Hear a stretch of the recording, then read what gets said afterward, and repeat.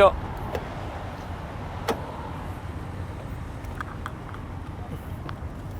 There we go. Amazing.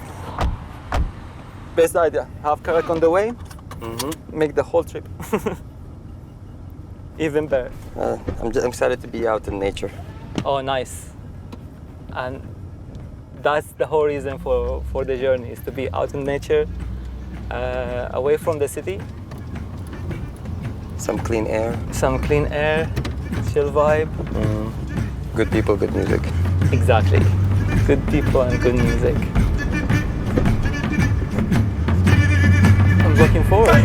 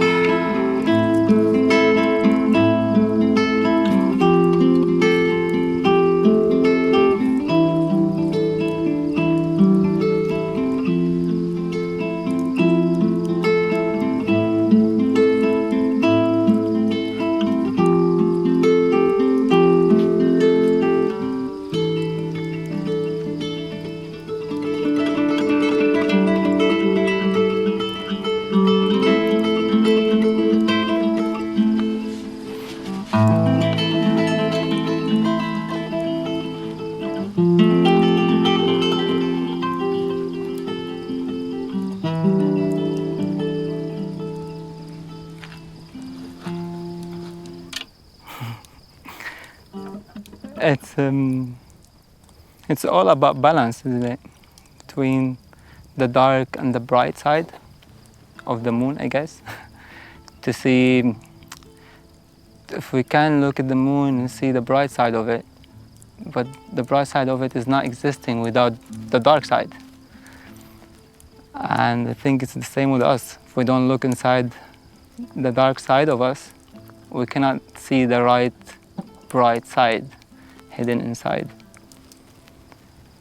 You know when they say the source of your joy becomes the source of your sorrow, and the source of your sorrow becomes the source of your joy. It's always that cycle that you go through.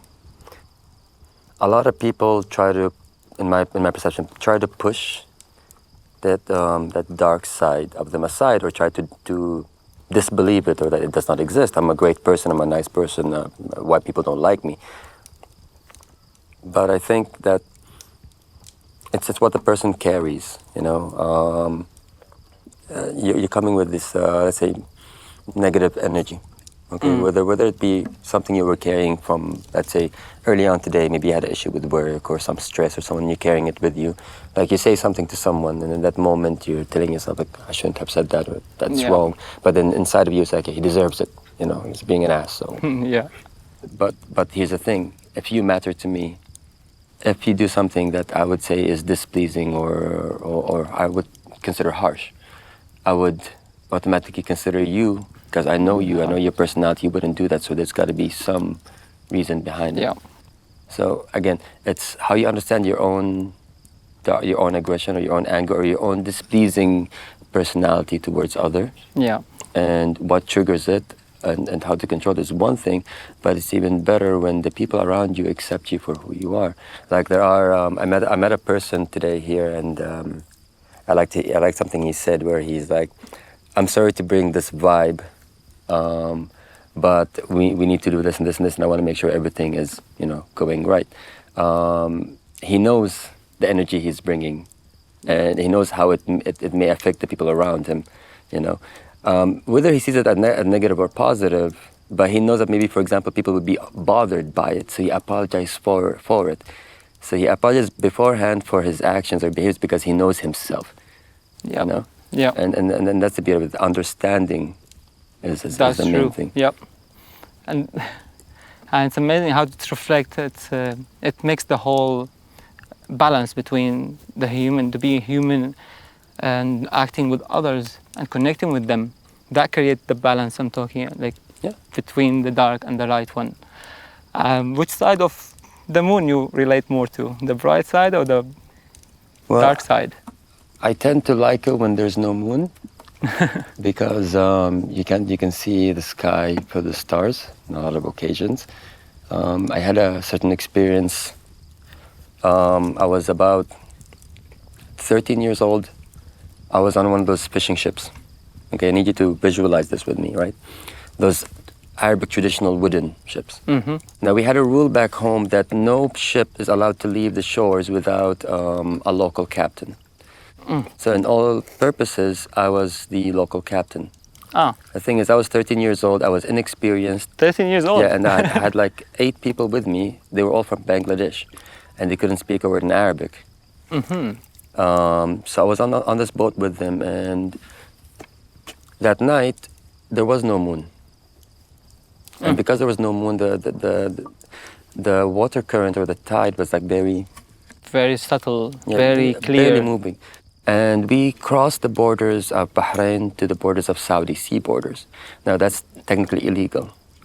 So what they did is they switched all the lights off on the ship. Oh, wow. And they put up the Saudi flag. And they told me not to put any lights on because if we get caught by the Coast Guard, they will flash 3 times. If we don't approach them, they shoot. Oops. You know, that's dangerous. right. Yeah. So I was sitting at the edge of the ship, dangling my feet down. And, I was just, in my own world. And when they switched off the lights, I couldn't read, so I just sat there. And I looked ahead. Where you see the horizon? Mm-hmm. That disappeared. Oh, wow. So there was no line between, because normally the moon would have some sort of reflection, right? None of that. It was just pitch darkness, and the sky was filled with stars. Amazing. And you look down, and the stars were reflecting off the water. Nice. As far as you can see. And I had this dreaded feeling within me, like if I fall, I'll fall into oblivion, into nothing. And I couldn't move. It was but at the same time, I was excited.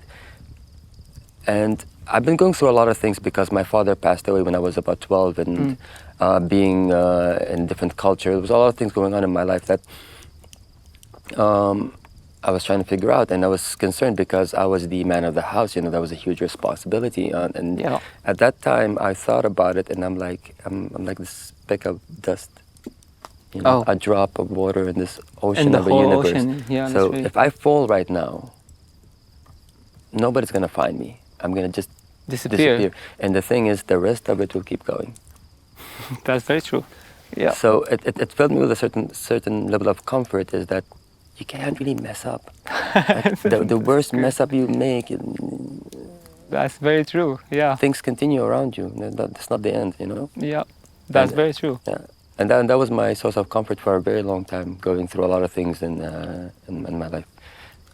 And that's honestly one of the perfect balance to understand what's the attachment with other people who are around you, and the attachment to them and to the moment itself becomes an infinite in a certain way, because it's nothing gonna last forever, and you're not attached to anything except the things you make meaning to.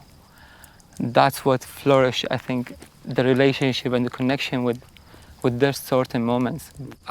For a while, I've been thinking that the only path to happiness, like true happiness, is to be content.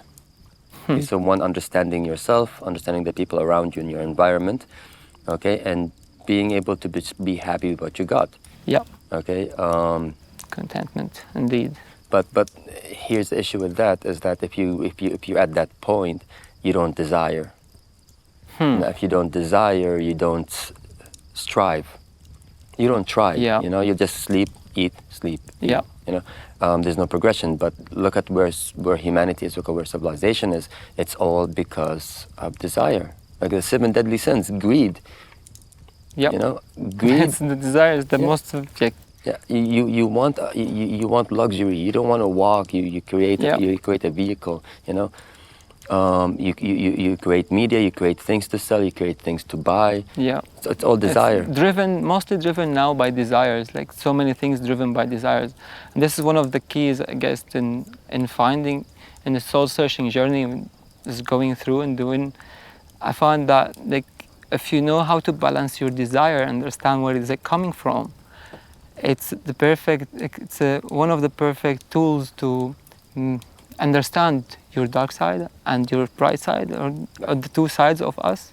Here's my predicament. We talked about happiness and contentment, but that was my perception. Being content is happy. Yeah. Even though, if you look at it in the broader idea, happiness is when you do something that, like for example, creating something or achieving something, that's a small dose of happiness. Eating something nice. Create memories. Yes, but for me, I wanted that prolonged serenity. And I stayed in that space for a while, and then I realized, what is unhappiness? Mm-hmm. What is the root of unhappiness? Expectations. See, you go to a restaurant, you order a certain food, you're expecting certain flavors, certain so on. You date someone, you're expecting certain things from that person. You get a job, same thing. You follow a dream. Yeah. You know, how many people have thrived and tried to get somewhere, then boom, it's not what they really wanted. You know, I'm sad, I'm unhappy. Yeah. So, how do you eliminate that? By not wanting, not desiring. Not desiring, Understanding what your desire is, perhaps. Yeah. But see, a person cannot not want anything. Of course, That's one thing. So it's a very difficult place to stay, because serenity or contentment is okay. I'm living in a farm up in the mountains, growing my own stuff. You know, chilling away from the world. I'll still feel lonely. I'll still feel those things. Yeah. But the idea is that okay, but I don't need it. I make myself believe. Okay, I can do a lot of things to keep myself busy or try to accept the state that I'm in and away from the world, and because this is my happiness. But to me, I feel like that's more of a standstill. Yeah. Is that place, that dark place we go into, and it's literally nothingness. If we experience nothingness, it just becomes everything matter, basically. Because we saw the two sides of them. The thing is, you know, people want that sense that they're working towards something. You know, whether it's a career, whether it's a relationship, whether it's something that they're either saving for or they're working hard for. So it's like micro goals to the main goal. You know, people need that. Now remove that. What does the person have? Yeah. That's the purpose. What we like. That's what, if we have a purpose, we have a meaning. Kind of like this is. Here's the thing: you need something to motivate you to wake up in the morning and do something. Yeah. You know, existence is participation. You need to participate in life for things to happen. No creature on this planet cares about good and evil and what you do with your life and what you believe and what you don't believe. They all exist. In their existence. In their existence. Okay, you need to justify your actions. You need to give your actions importance. You need to give yourself importance. That's the thing. Yeah. I think to be as a good person for yourself in the beginning, it can reflect it to others. See, it's either self-love or love for others. For example, where in the corporate industry, people have no problem stepping on the ones around them to get higher up. To get ahead of themselves. Now, here's the thing. That person may lose his job and may find another job somewhere else.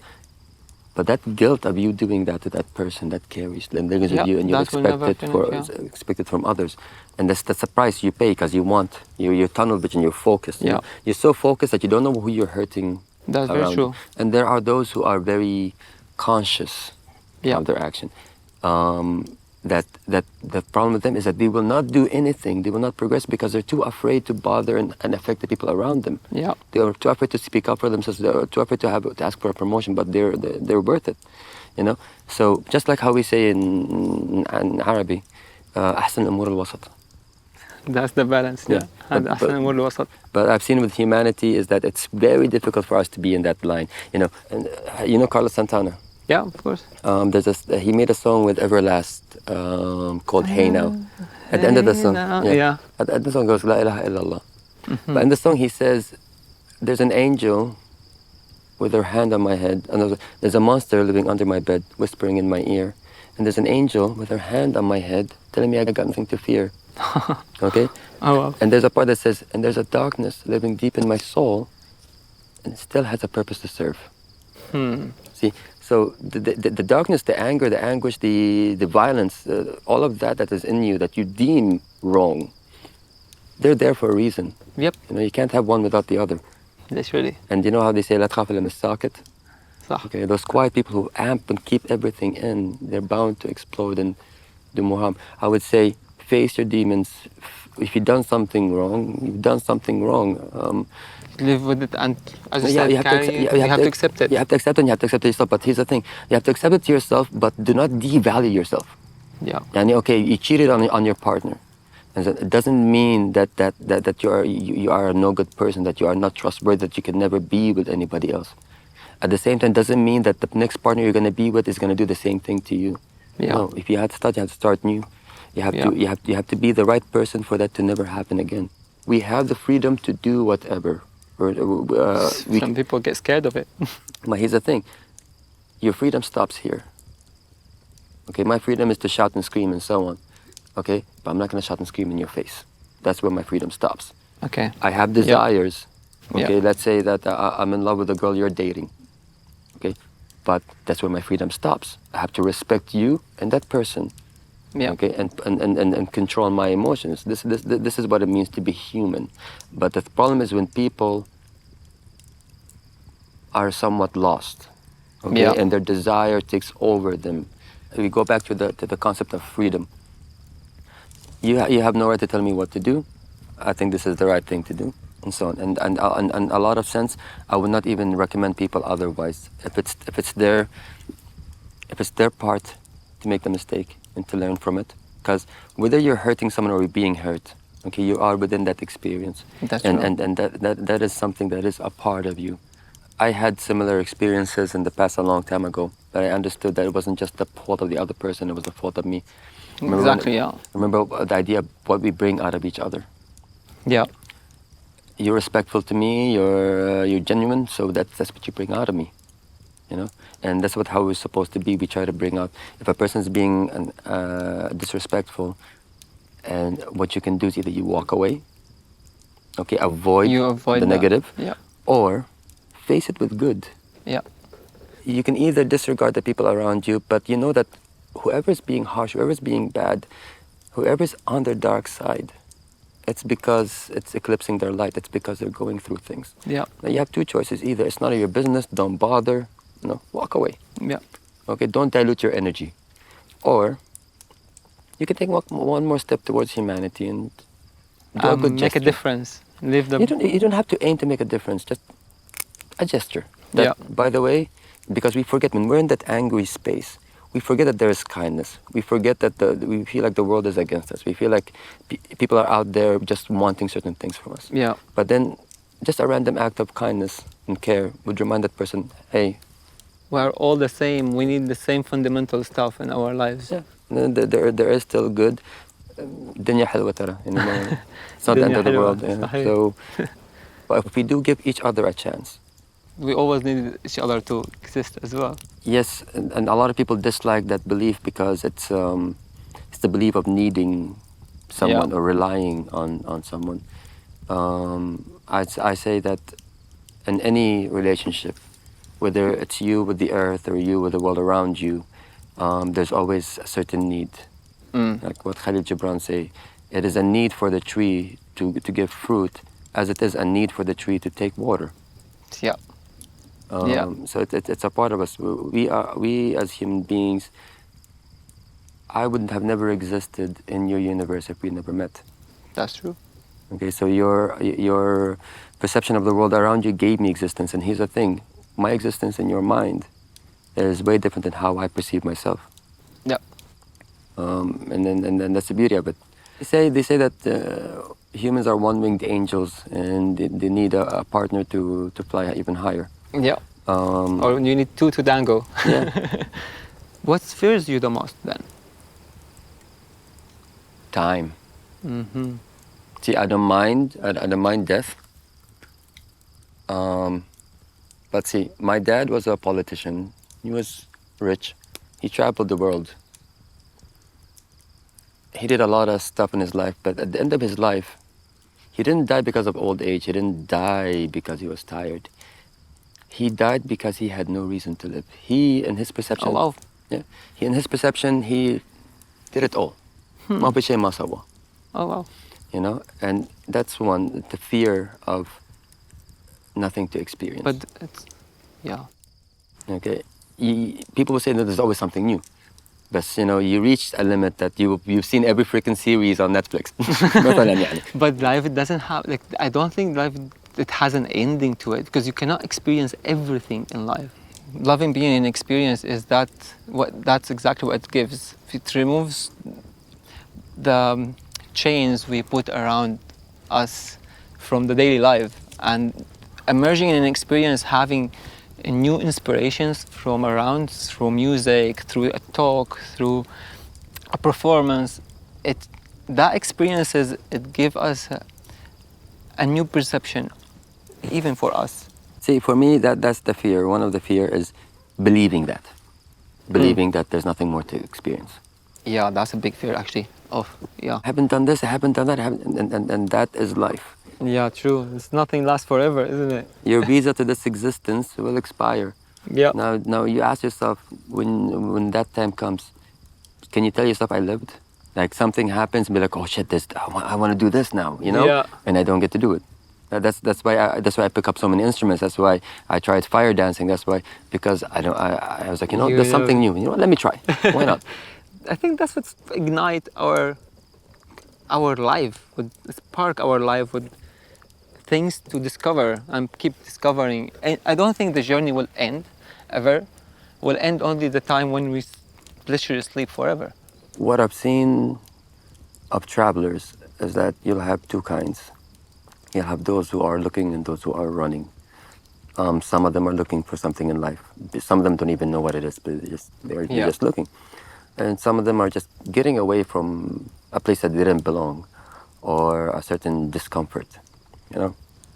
I think each one of us is subconsciously trying to connect to somebody, you know? That's why when you see here, you'll see people connecting, resonating with each other, and then being friends or being even more.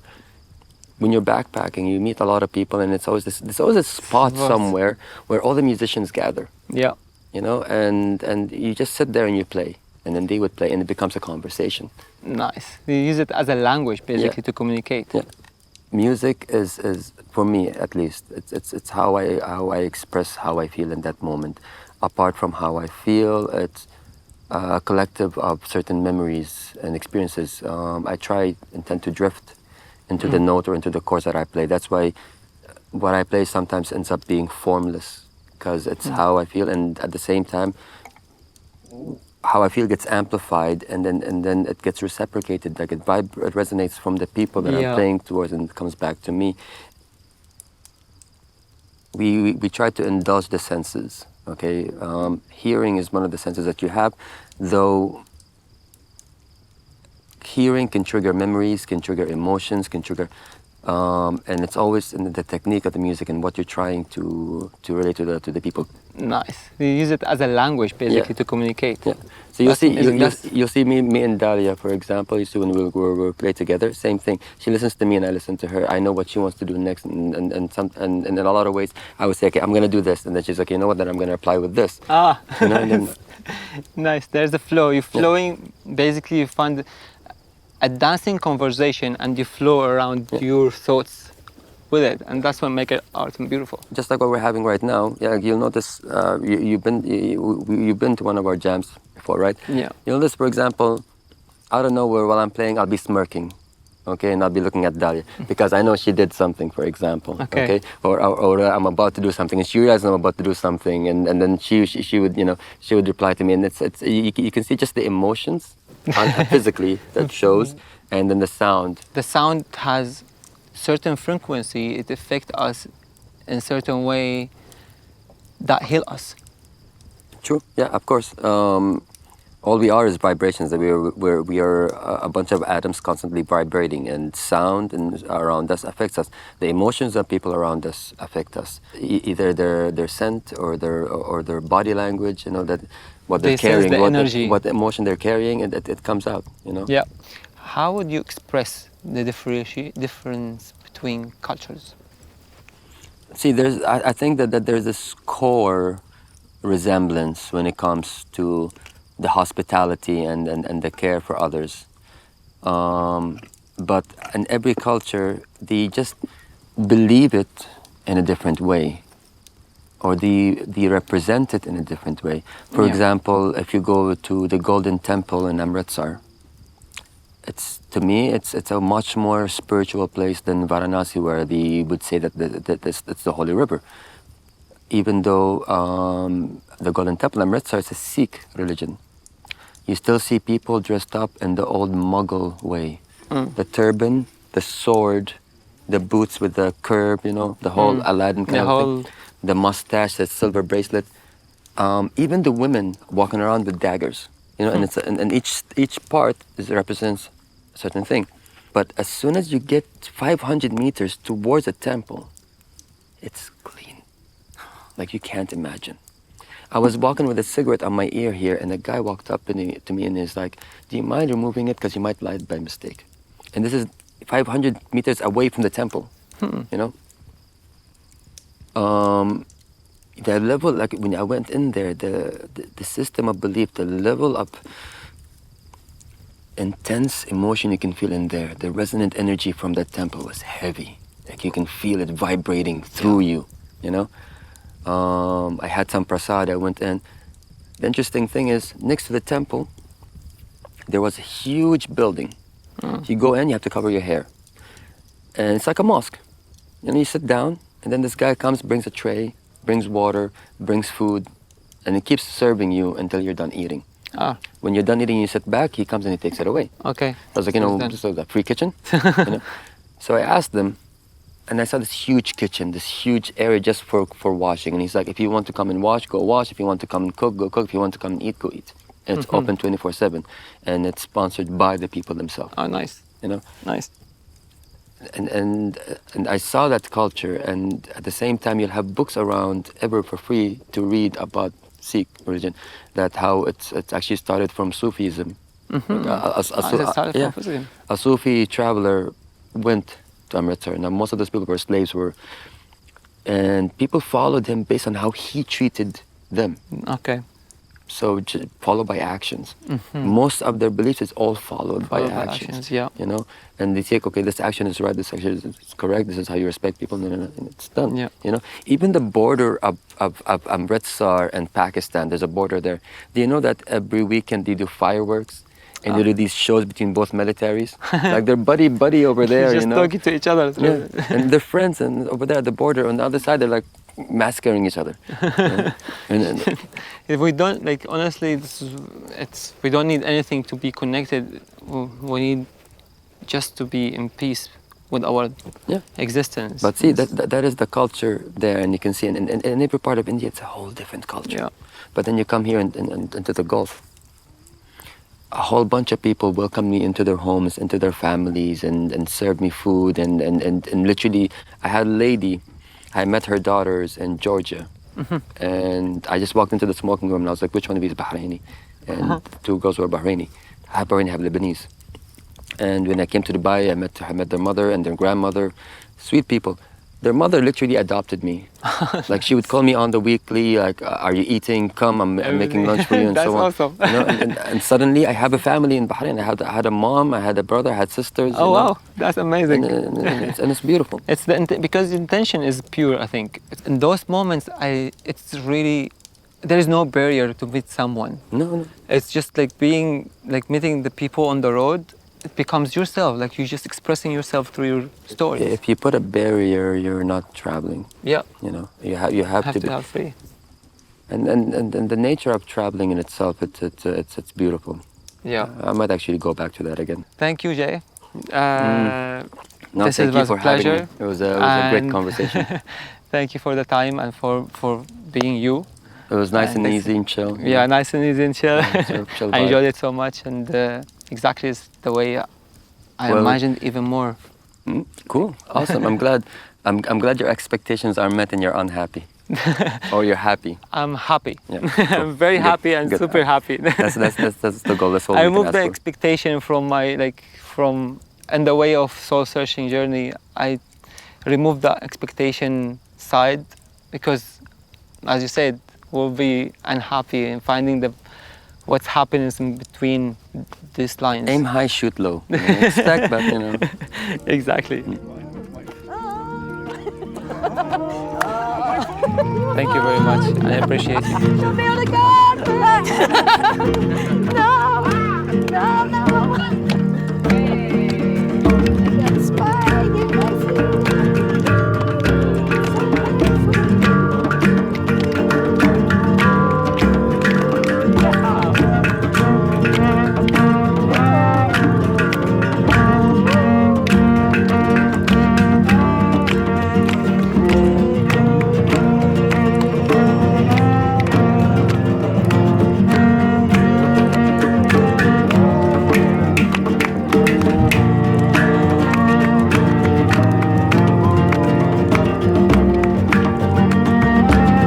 In many ways, this journey of soul discovery is also a journey of balance and harmony, which is why we are the power of light from the sun and the beauty of the shadow of the lunar moon rising. Arthur C. Clarke said, "The moon is the first milestone on the road to the stars." See you on the next full moon.